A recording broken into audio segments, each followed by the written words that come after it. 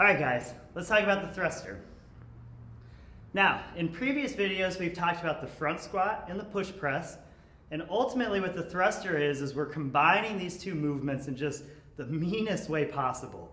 So thruster is kind of what CrossFit is known for. It does an amazing job of using your full body and giving you this really big anaerobic response. It's an amazing exercise. So what we're looking for the thruster is that we're going to do a full front squat, jump the bar up, then we're going to press it the rest of the way overhead. So how does this relate back to posture, squat, push-up, jump? Pretty straightforward. Our squat position is going to be like our squat. We're going to hold the bar in a position in our front rack, shoulders back, twist in. So this is what a push-up looks like. I bend that elbow and now I'm in that front rack position. Again, remember my hands aren't going to be rotated around because I'm going to have the bar to create torque into. But holding that front rack position, I'm then going to squat up and then drive the bar, and then I'm going to press it the rest of the way. But overhead, nice and tight, shoulder down, creating that same rotation of the bar that we always talk about. So, keys for the thruster is that we really want to utilize our front rack position. What we see a lot, and this is why we see beginners really struggle with the thruster, is they don't quite have the confidence, and sometimes they don't have the shoulder mobility or the upper back mobility for the front rack position. So it's a little uncomfortable to learn, but I feel like the front rack gets really, really comfortable once you're used to having a bar here. So really keys to success for the thruster is just utilizing that front rack position and then using what we know on the squat and the push-up and the jump and timing to generate that force. So what we're looking for is that bar to sit above your collarbone, on top of your shoulders.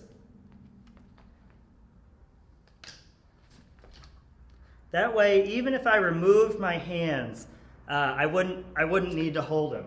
What we see a lot is new people hold it in their hands, and so now I'm doing a lot of work. My shoulders, my triceps, everything is doing a lot of work right now, as opposed to right here, all of that stuff is shut off and I'm getting to rest.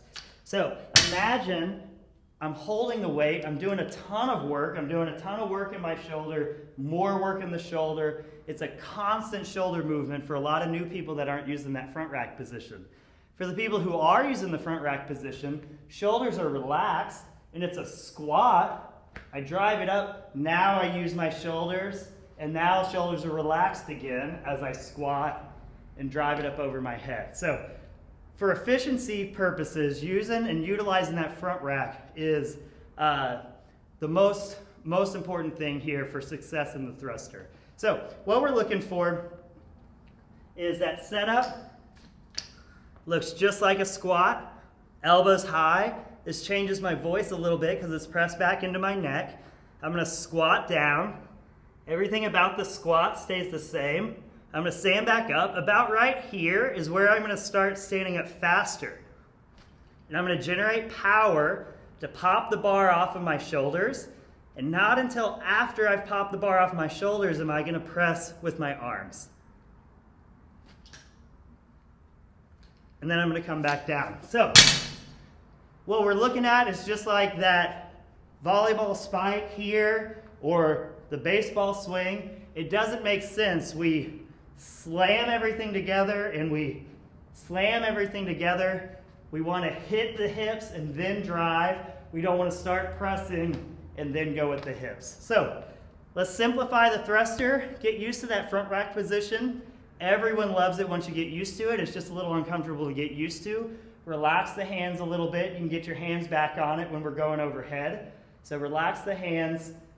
Utilize that front rack position. The thruster is just a squat, shoulder position of a push-up, and we're getting that hip drive that we see in all of our kips, all of our sports, all of our barbell movements. Hip drive is usually everything.